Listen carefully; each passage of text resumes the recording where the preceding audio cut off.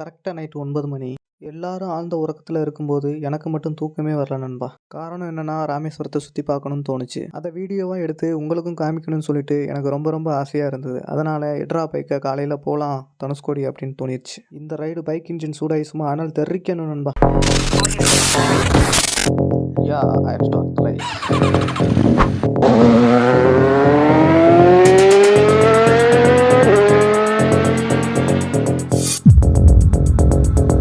நான் எதிர்பார்த்த மாதிரியே சூரியனும் வந்துருச்சு, நமக்கான டைமும் வந்துருச்சுன்னு சொல்லிட்டு ரொம்ப சந்தோஷமாக என்னோடய ட்ராவல் தொடங்க ஆரம்பித்தேன்.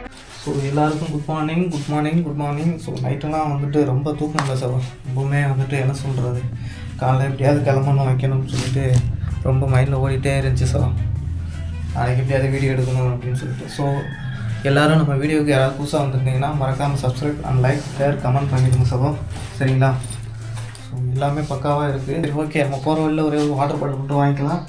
ப்ளஸ் நம்ம ஹெல்மெட், ராசியான ஹெல்மெட் அண்ட் க்ளவுஸ், மாஸ்க். இன்றைக்கி நம்ம ராமேஸ்வரத்தை சுற்றி பார்க்க போகிறோன்னு சொல்லிட்டு உண்மையிலேயே ரொம்ப ஒரு மாதிரி எக்ஸைட்மெண்ட்டாக இருக்குது சார். ஸோ என்னோடய மாஸ்க்கு ப்ளஸ் இது க்ளவுஸ். ஸோ ரொம்ப பெருசாக நம்ம எந்த திங்ஸும் எடுத்துகிட்டு போகிறதில்ல. இன்றைக்கி ஃபுல்லாக எப்படியாவது ராமேஸ்வரத்தை கவர் பண்ணிடணும்னு நினைக்கிறேன் சார். ஸோ இந்த வீடியோ பாருங்கள், முடிஞ்ச வரைக்கும் கடைசி வரைக்கும் ஸ்கிப் பண்ணாமல் பாருங்கள். லைக் பண்ணுங்கள், ஷேர் பண்ணுங்கள், கமெண்ட் பண்ணுங்கள். கமெண்ட் கண்டிப்பாக பண்ணுங்கள், கண்டிப்பாக ரிப்ளை பண்ணுங்கள். சரிங்களா? ஸோ நம்ம ரைடை நம்ம ஸ்டார்ட் பண்ணிடலாம். சரிங்களா? ராமேஸ்வரத்தை சுற்றி பார்க்க போகிறேன்னு சொல்லிட்டு ஒரு எக்ஸைட்மெண்ட்டோட என்னோடய பைக்கை ஸ்டார்ட் பண்ணிட்டு கிளம்பிட்டேன்.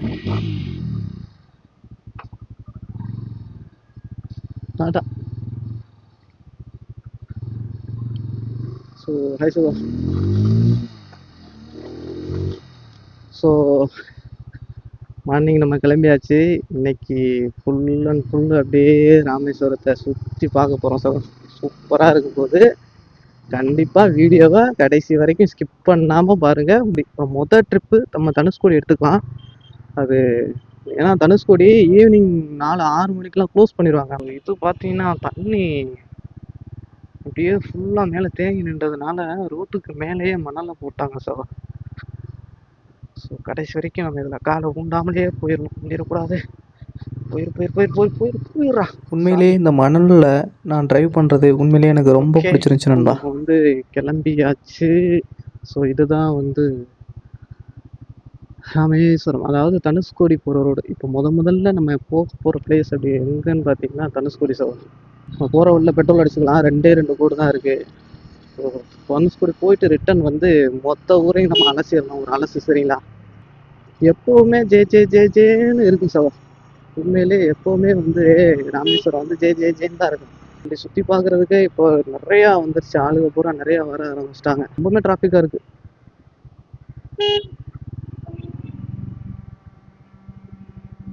டைம் பார்த்தீங்கன்னா கரெக்டாக 8 மணி ஆயிடுச்சு சார். தனுஷ்கோடி இங்கேருந்து கரெக்டாக 20 கிலோமீட்டர் 25 கிலோமீட்டர் இருக்கும் சார்.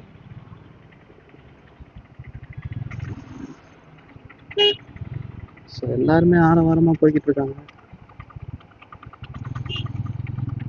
சைடில் பூந்து போகலாமான்னு பார்ப்போம். இவ்வளோ கேப்பு கிடையாது. ஆட்டோ எப்பா சகோ வண்டி நீங்கள் வரும்போது தயவு செஞ்சு சொல்கிறேன், ஆட்டோவை மட்டும் ரொம்ப இது பண்ணி வந்துடாதீங்க. ஏன்னா இந்த காலையிலேயே பார்த்தீங்களா எவ்வளோ டிராஃபிக்காக இருக்குதுன்னு. ரொம்ப மோசமான டிராஃபிக்காக இருக்குது சார்.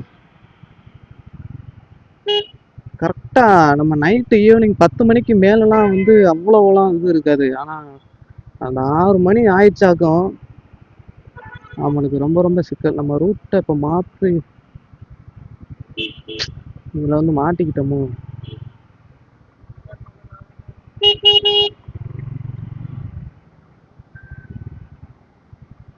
ஐயோ, உண்மையிலேயே இந்த காலை பொழுது எனக்கு ரொம்ப ரொம்ப பிடிச்சிருந்துச்சி. நான் போகணும் அப்படின்னு நினைக்கும் போது இவ்வளோ டிராஃபிக்காக இருக்குதே அப்படின்னு சொல்லிட்டு ஒரு பக்கத்து கஷ்டமாக இருந்தாலும் ஒரு பக்கத்து தனுஷ்கோடியை பார்க்க போகிறோம் அப்படின்ட்டு ரொம்ப ரொம்ப சந்தோஷமாக இருந்துச்சு. நேரம் ஆக ஆக எனக்கு இந்த இடத்துல நிற்கிறதுக்கே எனக்கு மனசு வரல நண்பா. எப்படியாச்சும் நம்ம இந்த இடத்த விட்டு நம்ம போகணுன்ற மைண்ட் செட் மட்டும்தான் இருந்தது. ஸோ எனக்கு வேறு வழி தெரியாமல் நான் வந்துட்டு ஆப்போசிட்டில் நான் மாற வேண்டிய சூழ்நிலைக்கு கட்டாயப்படுத்தப்பட்டேன் நண்பா. எப்படியாவது மாறி அந்த பக்கத்து போகணுன்ற எண்ணம் மட்டும்தான் என் மைண்டில் ஓடிக்கிட்டே இருந்தது. ஃபைனலி எனக்கு மாறுறதுக்கான வாய்ப்பு கிடச்சிருச்சு நண்பா. என்ன நண்பா, போகலாமா? இப்போ பாருங்க, இப்போ இந்த சூழ்நிலையில் என்னோட சப்ஸ்கிரைபர் ஆகிய உங்களுக்கு நான் ஒரு விஷயம் சொல்லணும். இந்த மாதிரி ஆப்போசிட்டில் நம்ம ட்ராவல் பண்ணுறது எப்போவுமே அது நம்மளுக்கு நல்லதில்லை நண்பா. ஸோ இதுதான் நம்ம நேராக போனால் அந்த ராமநாத சுவாமி கோவில் சகோ, நம்ம ரைட்டில் போனோம்னா தனுஷ்கோடி. ஆக்சுவலி இந்த ஏரியா நம்ம பொறுத்த அளவுக்கு இப்போ எல்லாருமே இப்போ ஹிந்திக்காரங்களும் கொஞ்சம் ஜாஸ்தியாக வர ஆரம்பிச்சிட்டாங்க. அதிகமாக இப்போ வந்து இங்கே இருக்கிறதே மோஸ்ட்லி அதிகமாக இப்போ இருக்கிறதே ஹிந்திக்காரங்க தான் அதிகமாக இருக்காங்க. போகிற வழியில் உங்களுக்கு ஒரு விஷயம் காட்டுறோம் பாருங்களேன். இந்த நம்ம டாக்டர் ஏபிஜே அப்துல் கலாம் அவர் ஒரு சின்ன வயசில் அவர் படித்த ஸ்கூலு இங்கே தான் இருக்குது சார். நான் அன்றைக்கி யதார்த்தமாக அந்த டீ கடையில் டீ குடிக்கும்போது உட்காந்து பார்த்தேன். எனக்கே ரொம்ப நாள் தெரியாது. இந்த அதுலேயே போட்டிருக்காங்க, கனவு நாயகனை ஏவுகணை நாயகனாக உருவாக்கிய பெருமைக்குரிய பள்ளி. உண்மையிலே வேற லெவலில் இருக்குது. இப்போ என்னோட பைக்கில் பெட்ரோல் கொஞ்சம் கம்மியாக இருக்கிறதுனால அவ்வளோ தூரம் என்னால் போக முடியாத சூழ்நிலைக்கு தள்ளப்பட்டேன். அதனால் என்னோட பைக்கில் பெட்ரோல் போட்டே ஆகணுன்ற மனநிலைக்கு நான் வந்துட்டேன் நண்பா. பெட்ரோல் போடுறதுக்கு நம்ம நண்பரும் வந்தார். வந்து எவ்வளோக்கு போடணும் அப்படின்ட்டு கேட்டார். நானும் லைட்டாக ஸ்மைல் பண்ணிவிட்டு அவர்கிட்ட 300 கொடுங்க தலையா. ஸ்கேனர் இருக்குல்ல தலையா? நண்பா ஆயிடுச்சு நண்பா.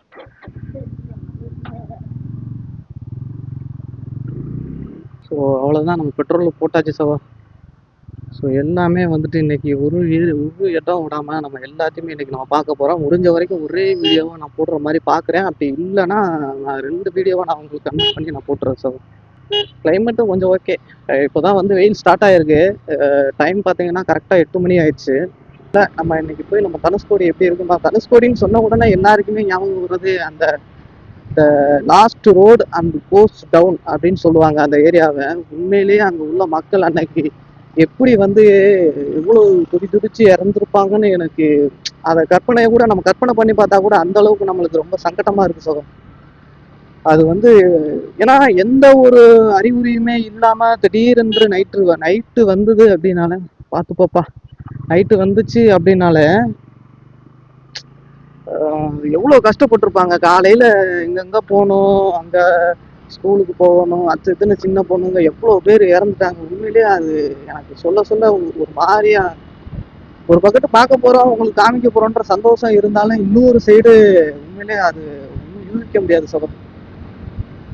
ரோடை பாருங்க, சும்மா அப்படியே தீ மாதிரி இருக்குது சகோ, நெருப்பு மாதிரி இருக்குது. ஸோ இது வந்துட்டு தனுஷ்கோடி போகிறதுக்கு முன்னாடி இருக்கிற இந்த செக் போஸ்ட் சகோ. இதில் என்னதான் அப்படின்னு பார்த்தீங்கன்னா, கரெக்டாக மார்னிங் 6 மணிக்கு ஓப்பன் ஆகும், ஈவினிங் 6 மணிக்கு கரெக்டாக க்ளோஸ் பண்ணிடுவாங்க. அதுக்கப்புறம் அங்கே போகிறதுக்கு சான்ஸே இல்லை. இன்னொன்று நம்ம வந்து அங்கே தங்குற மாதிரி இருந்தால் நம்ம வந்து இங்கே உள்ள இங்கே உள்ள போலீஸ்காரங்கிட்ட நம்ம பெர்மிஷன் வாங்கணும். ஸோ இந்த இடம் எனக்கு எப்போவுமே சூப்பராக இருக்குது. உண்மையிலே வேற லெவலில் இருக்குது சார் இந்த ரோடு. நீங்கள் 2 சைடும் பார்த்தீங்கன்னா இதுவே வந்து நம்மளை வந்து இயற்கையை வந்து அழைச்சி கூட்டிகிட்டு போகிற மாதிரி இருக்கும். ஸோ போவோம். Dhanushkodi 13 kilometre, Arichalmunai 18 kilometre. அரிச்சல்முனைன்னு சொல்றது தான் சார் லாஸ்ட். ஸோ நம்ம போயிடலாம். என்னோட சப்ஸ்கிரைபர் ஆகிய உங்ககிட்ட நான் ஒன்று சொல்லணும். வாழ்க்கையில் ஒரு முறையாவது இந்த தனுஷ்கோடி ரோட்டில் நீங்கள் ட்ராவல் பண்ணி பாருங்கள் நண்பா. உண்மையிலேயே அது மறக்க முடியாத அனுபவமாக உங்கள் வாழ்க்கையில் மாறிடும் நண்பா. தனுஷ்கோடி போகிற வழியில் இருக்கிற சாலைக்கு இருபுறமும் இருக்கின்ற இந்த மரங்களை பார்க்கும்போது உண்மையிலேயே மனசுக்கு ரொம்ப அமைதியை தந்துச்சு நண்பா. உண்மையிலேயே வேறு லெவல் எக்ஸ்பீரியன்ஸாக இருக்குன்னு நான் நினச்சி கூட பார்க்கல. 91, 92, 93, 100 நாம அடுத்தடுத்து வீடியோ பயங்கரமாக பண்ண போகிறோம் நண்பா. மறக்காமல் நம்மளோட சேனலை சப்ஸ்கிரைப் பண்ணி வச்சுக்கோங்க. அப்போ தான் அடுத்தடுத்து நம்ம போட போகிற இன்ட்ரெஸ்டான வீடியோ எல்லாம் நோட்டிஃபிகேஷன் மாதிரி உங்களுக்கு வந்துக்கிட்டே இருக்கும் நண்பா. மறக்காமல் ஆனில் போட்டுருங்க. பாருங்க. ஆனால் தனுஷ்கோடியை பொறுத்த அளவுக்கு நிறைய மூவிஸ்லாம் எடுத்திருக்காங்க. ஸோ நீங்கள் என்னமோ மூவிஸ் பார்த்துருப்பீங்கல்ல, நிறைய மூவிஸ் எடுத்திருக்காங்க. ஸோ இந்த தனுஷ்கோடியை பற்றி நம்ம சொல்லணும். என்னதான் நான் வேகமாக உங்கள் கூட பேசிக்கிட்டே என்னோட பைக்கில் ட்ராவல் பண்ணிக்கிட்டே இருந்தாலும் சடனாக ஒரு பிளேஸ் என்னோட பைக்கை ஸ்லோ பண்ண வச்சிச்சு.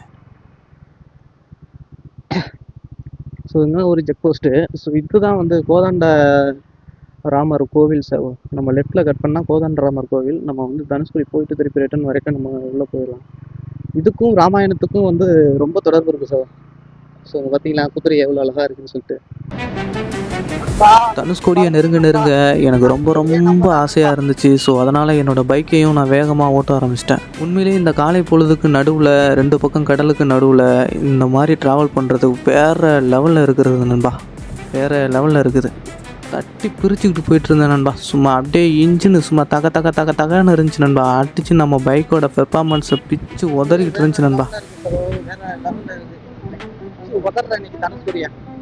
என்னோட இந்த மறக்க முடியாத தனுஷ்கோடி பயணம் உண்மையிலேயே ரொம்ப அழகான பயணமாக எனக்கு அமையும் அப்படின்ற நம்பிக்கையில் என்னோடய பைக்கில் வேகமாக போய்கிட்டு இருந்தேன்.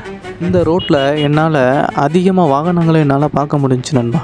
உண்மையிலேயே அந்த எக்ஸ்பீரியன்ஸ் சொல்கிறதுக்கு வேறு லெவலில் இருந்துச்சு நண்பா. இந்தியாவோட பல இடங்கள்ல இருந்துமே இந்த இடத்த பார்க்கணுன்னு சொல்லிட்டு ரொம்ப வாகனங்கள் அவ்வளோ ஆர்வமாக போய்கிட்டு இருந்ததை என்னால் பார்க்க முடிஞ்சுச்சு. இந்த வாகனங்களை எல்லாம் முந்தி கொண்டு நான் என்னோடய பைக்கில் கொஞ்சம் வேகமாக போக ஆரம்பித்தேன் நண்பா. உண்மையிலேயே இந்த காலை பொழுதை என்னால் வர்ணிக்க வார்த்தைகளே இல்லை அப்படின்னு தான் தோணுச்சு. நம்ம தனுஷ்கோடிக்குள்ளே நம்ம என்ட்ரு ஆகிட்டோம் சொல்லுவோம். ஸோ இதுதான் பார்த்தீங்கன்னா அந்த கலங்கரை விளக்கம் சொல்லுவாங்க. ஃபைனலி தனுஷ்கோடியை ரீச் பண்ணியாச்சு. தனுஷ்கோடியில் நான் நின்று அந்த இடத்தோட அழகு, ஆபத்து, அப்புறம் மக்கள் வாழக்கூடிய சூழ்நிலை எல்லாத்தையும் பார்த்து அப்படியே ரசிச்சுக்கிட்டு நான் கொஞ்ச நேரம் அப்படியே மெய்மறந்து நின்றுட்டேன். அப்படி நிற்கும்போது தான் என் கண்ணில் இந்தியா வச்சிருக்கின்ற அந்த கோஸ்ட் கார்டோட போட்டு, அந்த போட்டை என்னால் பார்க்க முடிஞ்சது. 2 பக்கம் கடலுக்கு நடுவில் சாலையும் மனிதர்களோட சத்தமும் அலைகளோட சத்தமும் பார்க்கவே ரொம்ப பிரமிப்பாக இருந்துச்சு நண்பா. கடற்கரை ஓரத்தில் கடலில் கிடைக்கக்கூடிய பொருட்கள் எல்லாத்தையுமே வச்சுருந்தாங்க. அது பார்க்கவே உண்மையிலேயே வேறு லெவலில் இன்னும் தனுஷ்கோடியை ரொம்பவுமே அழகாக காட்டுச்சு நண்பா. அங்கே உள்ள காய்கறிகள், பழங்கள் அவ்வளோ அழகாக இருந்துச்சு நண்பா. உண்மையிலேயே பார்க்க தனுஷ்கோடி இந்த அளவுக்கு இருக்குதா அப்படின்ற மாதிரி மைண்ட் செட் எனக்குள்ளே வந்தது. உண்மையிலேயே வேறு லெவலில் இருந்துச்சு நண்பா. அளவுக்கு அதிகமாக கூட்டம் இருந்ததை என்னால் பார்க்க முடிஞ்சது. கடலுக்கு நடுவில் அங்கங்கே மணல் திட்டுகள் கொஞ்சம் அதிகமாக காணப்பட்டுச்சு நண்பா. எதனால் அப்படின்னு கேட்கும்போது அவங்க சொன்னது, திட்பா புயலோட காரணமாக மணல் திட்டுக்கள் அங்கங்கே தெரிய ஆரம்பிச்சிருச்சு அப்படின்னு சொன்னாங்க. ஃபைனலி இந்தியாவோட லாஸ்ட் ரோடான தனுஷ்கோடியை பார்த்து முடிச்சிட்டோம் அப்படின்ற ஒரு சந்தோஷத்தோட அப்படியே மெதுவாக நான் என்னோடய பைக்கை நோக்கி கிளம்பிட்டேன் நண்பா. தனுஷ்கோடியோட அழகை பார்த்தாச்சு. அதுக்கப்புறம் ஆபத்து எப்படி இருக்கும் அப்படின்னு பார்க்குறதுக்காக ரொம்பவுமே சுவாரஸ்யமான என்னோட பயணத்தை தொடங்க தயாரானேன். நான் நடந்து போய்கிட்டே இருக்கும்போது என்னோட மனசில் தோணுன ஒரே ஒரு விஷயம், இந்த இடம் முழுவதும் சந்தோஷத்தால் நிரம்பி வழிகிறத என்னால் உணர முடிஞ்சுச்சு நண்பா. சரி வாங்க நண்பா, நாம் நம்மளோட பயணத்தை தொடங்கலாம். வீடியோவை ஸ்கிப் பண்ணாமல் பாருங்கள். அப்போ தான் அடுத்தடுத்து நடக்கக்கூடிய நிகழ்வுகள் எல்லாமே உங்களுக்கு தெளிவாக தெரியும் நண்பா. நாம் இப்போ கிளம்பியாச்சு. இங்கே எல்லாரும் உங்களோட மனசை தடப்படுத்திக்கோங்க நண்பா. ஏன்னா இனிமேல் தான் தனுஷ்கோடியோட உண்மையான முகம் என்னென்னு நீங்கள் எல்லாரும் பார்க்க போகிறீங்க. நானும் தான். தனுஷ்கோடியில் நான் முதல்ல பார்த்தது இந்த சர்ச்சு. உண்மையிலேயே பார்க்க ரொம்ப மனசு கஷ்டமாக இருந்துச்சு நண்பா. இந்த இடங்களை பார்க்க உண்மையிலே மனசுக்கு ரொம்ப கஷ்டமாக இருந்துச்சு நண்பா. இன்னைக்கு நைட்டு எந்த அளவுக்கு சுனாமி வந்திருக்கோம், எப்படி மக்கள் அலறி அடிச்சுட்டு ஓடி இருப்பாங்கன்னு கற்பனை கூட செய்ய முடியாத அளவுக்கு நடந்திருக்கு. நான் நடந்து போய்கிட்டே இருக்கும்போது என்னுடைய மனசில் ஒரே ஒரு விஷயம் தோணிக்கிட்டே இருந்துச்சு நண்பா. அன்னைக்கு நைட்டு எப்படி இருந்திருக்கும், அந்த மக்களோட கஷ்டம் எப்படி இருந்திருக்கும், அவங்க எப்படி அழுதுருப்பாங்க, எந்த மாதிரி கதறி இருப்பாங்கன்னு இந்த இடத்த பார்க்க ஒவ்வொரு நிமிஷமும் நம்மளோட இதய துடிப்பு அளவுக்கு அதிகமாக துடிக்க ஆரம்பிச்சிருச்சு நண்பா. ஸோ எனக்கு என்ன இந்த ட்ரிப்பில் எனக்கு பிரச்சனைனா, எனக்கு இந்த ஏரியா ஃபுல்லாக நம்ம ராமேஸ்வரம் ஃபுல்லாக சுற்றலாம் அப்படின்னாலும் நம்மளுக்கு ப்ராப்ளம் என்னென்னா, கேமராவில் அடிக்கடி நம்மளுக்கு சார்ஜர் போய்கிட்டே இருக்கும். நம்மளுக்கு பேட்ரி இல்லை, அடிஷ்னல் பேட்ரி இல்லை. சரி ஓகே, இது எல்லாமே நம்ம சமாளித்து தான் இப்போ இந்த ராமேஸ்வரம் ஃபுல்லாக உங்களுக்கு நான் சுற்றி காட்ட போகிறேன். இப்போ நம்ம பார்க்கக்கூடிய இந்த இடம் தான் ஒரு காலத்தில் தனுஷ்கோடியில் இருந்த போஸ்ட் ஆஃபீஸ். ஸோ ஆக்சுவலி இங்கே கல் அங்கனங்கன கிடக்குது சார். உங்களுக்கே தெரியும், பெரிய பெரிய கல் உங்களுக்கு கிடக்குது தெரியுது பார்த்தீங்களா. ஸோ இந்த கல் பூரா என்ன அப்படின்னு பார்த்தீங்கன்னா, ஒவ்வொரு இடத்துலையும் ஒவ்வொரு வீடு இருந்திருக்கு சார். ஸோ ஒவ்வொரு கல்லையும் பாருங்கள், அங்கங்கே அவங்க ஞாபகார்த்தமாக எங்கனங்கன்னா வீடு இருந்திருக்கோ எல்லா இடத்துலையுமே அவங்க கற்களை போட்டு வச்சுருக்காங்க. இங்கே ஒரு கல், அப்புறம் அங்கே, அப்புறம் அங்கே, எல்லா இடத்துலையுமே கிட்டத்தட்ட நிறையா வீடுகள் எனக்கு தெரிஞ்சு அழிஞ்சிருக்கணும். அது பெரிய ஒரு ஹாஸ்பிட்டல். அந்த ஹாஸ்பிட்டலில் பாருங்கள் எவ்வளோ கற்கள் போட்டு வச்சுருக்காங்க பாருங்கள். தனுஷ்கோடியில் இந்த இடத்த பார்த்ததுக்கப்புறம் என்னோட மனசில் தோணுன ஒரே ஒரு எண்ணம் என்ன அப்படின்னு பார்த்தீங்கன்னா, நீங்களே கேளுங்க. இந்த தனுஷ்கோடி எனக்கு ஒரு மறக்க முடியாத அனுபவத்தை கற்றுக் கொடுத்துருக்கு. ஸோ நம்ம எவ்வளோ தான் ஆட்டம் பாட்டம் கொண்டாட்டமாக இருந்தாலும் இயற்கைன்ற ஒன்று எப்போ வேணாலும் எது வேணாலும் நடக்கலாம். ஸோ அது இந்த இடத்துக்கு வந்தால் கண்டிப்பாக உங்களுக்கே தெரிஞ்சிடும். வாழ்க்கை வந்து நிரந்தரமே இல்லை. ஸோ முடிஞ்ச வரைக்கும் எல்லாருமே ஹாப்பியாக இருங்க. நண்பா, உண்மையிலேயே எனக்கு இந்த இடம் என்ன இடம் அப்படின்ட்டு எனக்கு தெரியல. அதனால் அங்கேருந்த ஒருவரிடம் நான் போய் கேட்டேன். இது என்னதுண்ணா? ரயில்வே ஸ்டேஷனா? தனுஷ்கோடியோட இந்த இடத்த பார்க்கணும் தான் நான் ரொம்பவுமே ஆசையாக இருந்தேன் நண்பா. காரணம் என்னென்னா, இங்கே தான் தனுஷ்கோடியோட ஏற்றுமதி இறக்குமதி எல்லாமே இங்கே தான் நடந்திருக்கணும் அப்படின்ட்டு தோணுச்சு. என்னதான் வீட்டில் இருந்து சந்தோஷமாக தனுஷ்கோடியை பார்க்க போகிறோன்னு சொல்லிட்டு சந்தோஷமாக கிளம்பி வந்தாலும், இங்கே வந்ததுக்கப்புறம் அந்த ஒரு நாள் நைட்டு மக்கள் அனைவரும் எவ்வளோ கஷ்டப்பட்டிருப்பாங்க, வேதனைப்பட்டிருப்பாங்க, எவ்வளவு குழந்தைகள் அப்படின்னு சொல்லிட்டு மனசுக்குள்ளே ஓட ஓட ஒரு கஷ்டமான சூழ்நிலையில் நான் தனுஷ்கோடியை விட்டு வெளியே வந்தேன் நண்பா.